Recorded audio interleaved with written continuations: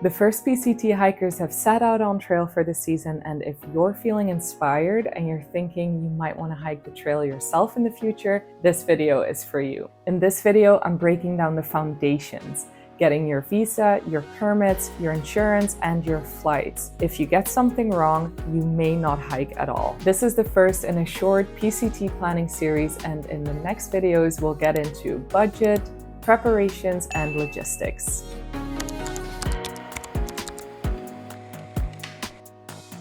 So in terms of the timeline, you start with your visa if you're an international, then you have the permit lottery, you take care of your insurance, and lastly, you'll book your flights. That is the order that I would recommend.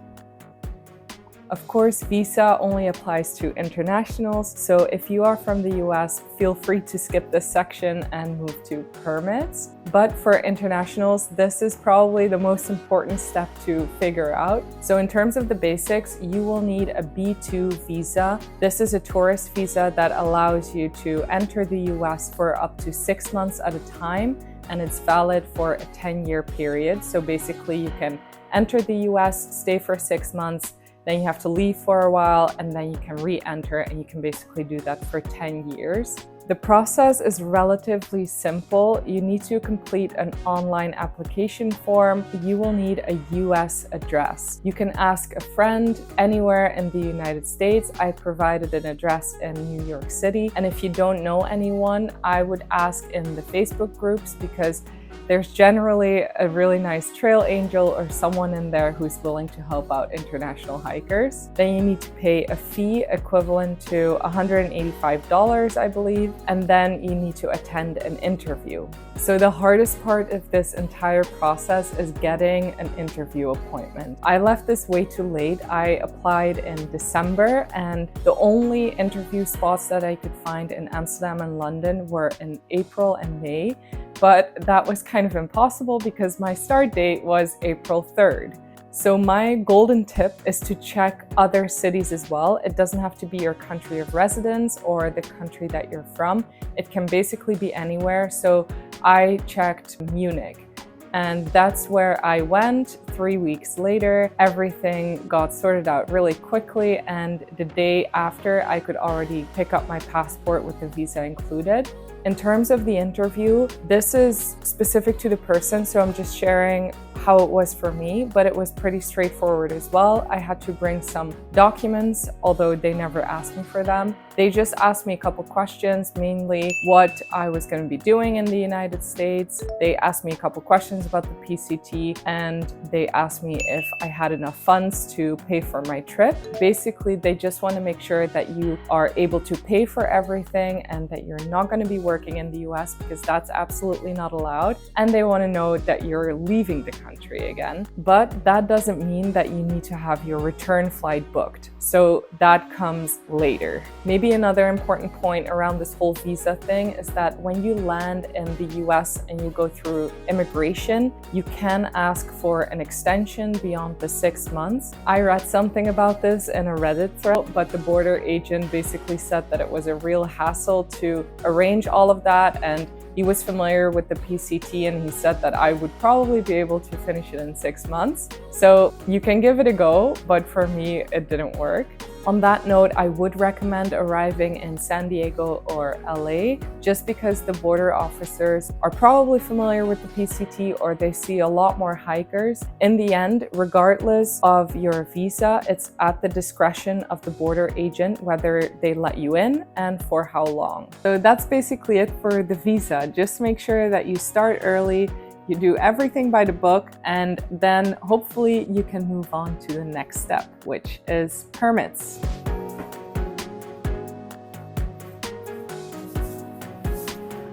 Okay, step 1 if you're from the US, step 2 if you're an international. We're talking about permits. There are 2 rounds of the permit lottery. The first round happens in the middle of December, and you need to pre-register for it on the PCTA website end of October. Once you're registered, you just have to wait. There's nothing for you to do. The day before the lottery, you will receive an email with a time slot, and that is the exact time that you can enter the system and look for your start date. Keep in mind that this is Pacific time, so you need to take into account the time difference as well. The earlier your assigned time, the higher is your chance to get the start date that you want. As soon as you're in the system, you'll see a calendar with the number of permits still available on each day. I believe there are 35 permits available in the December round and 15 per day available in the January round. When you're looking at this calendar on permit day, the numbers literally change in front of your eyes. This is no joke. You really need to be quick.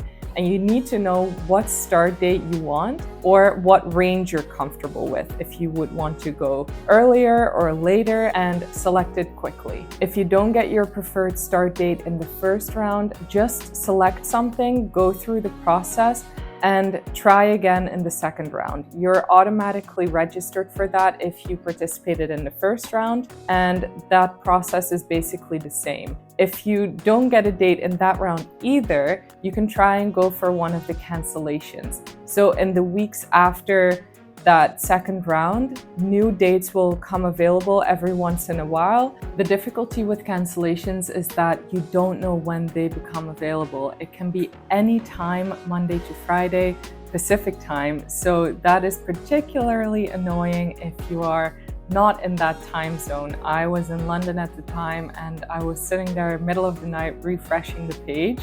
Another point about this is that you'll be refreshing the page a lot to see if anything becomes available, because once cancellations come up, they are gone so quickly. The one thing you don't want to do is install an automatic refresher on your browser.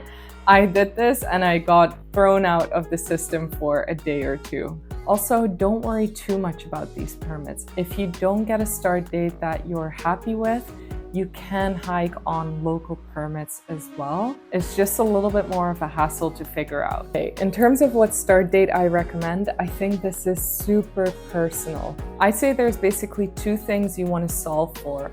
One is, when do you want to get into the Sierras? In other words, how comfortable are you hiking in snow or doing river crossings? And two is getting to Canada before snowstorms in Washington. Then for internationals, you also need to keep in mind that you have this 6-month visa limitation. So maybe early March start dates are not ideal for you, especially if you aim to finish the whole thing in one go without flip-flopping, or if you're not as comfortable going through snow in the Sierras. Then May is quite late and more for the faster hikers, not just because you need to get through Washington, I'd say before the middle or end of September, because that's when there's more chances of getting snow. Obviously, snow can happen at any time, but that is what people generally aim for. Besides that, you also need to keep in mind that the desert is a lot hotter and drier in May, and so you may have longer waterless stretches. Mid-April is generally considered the perfect timing for most hikers, but again, this is super personal. For me, I started the 3rd of April. I got one of the cancellations and I was happy with this date. If I consider that the 15th of April is kind of the perfect timing for most, and I know that I want to start up really easily and do lower mile days at the start, take some more zeros, then I figured that starting somewhere beginning of April or the first half of April would be ideal. So I'd say it's a good rule of thumb to think about when you want to reach the Sierras. So that's 700 miles in, Kennedy Meadows South. You can then calculate back to your start date and see how many miles you want to hike each day, if you want to do like a ramp up, how many zeros you want to take. And doing that calculation, you can then kind of figure out what your start date is if you consider reaching Kennedy Meadows South on the 1st of June, which is typically what people aim for if you want to go through the Sierra, but you're not comfortable with tons of snow. It's also important to note that it's really hard to predict any of this because the snowpack differs every year. But in December and January, when you're picking your start date, you can't really say anything about snowpack yet. This is all you have to work is these averages from previous years. So you have your visa, you have your permit. The next thing that I would tackle is insurance. This does not necessarily have to be sorted out before your flight. You can just choose whatever you want to do first, but I would get this out of the way early on.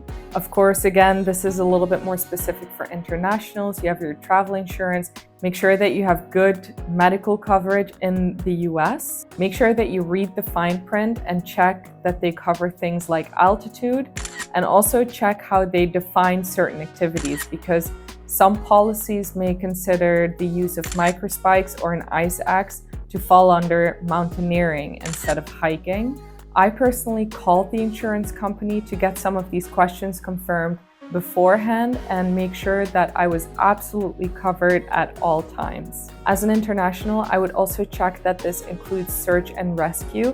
And as someone from the US or Canada, I believe you can get extra search and rescue insurance from Garmin, which only costs like $40, which I think is definitely worth it. Now, there are people who are going to say you don't need search and rescue insurance on the PCT because in California, Oregon, and Washington, this is done by, I believe, volunteers. So all of this is for free. And while that may be true, I also read some stories that those services weren't available. So a private company had to be sent out and the person later got a massive bill. So in my opinion, better safe than sorry. And I would rather pay $40 up front to make absolutely sure that this is not gonna happen. But again, this is super personal. Some people don't need that assurance and others do. So do whatever feels good for you. Just keep in mind that this Garmin search and rescue insurance does not replace health insurance. It's literally just from, for example, the helicopter picking you up to dropping you off at the ambulance, and everything that happens after is covered under your health insurance, or you have to pay for it yourself. Now, the final element is flights. Hopefully it's clear that you only book your flight after you have your visa and your start date confirmed. It's not a necessity to book a return ticket. I personally had a one-way flight. However, I would always check the prices of return flights because they may be cheaper and you can always decide to just not use the return flight.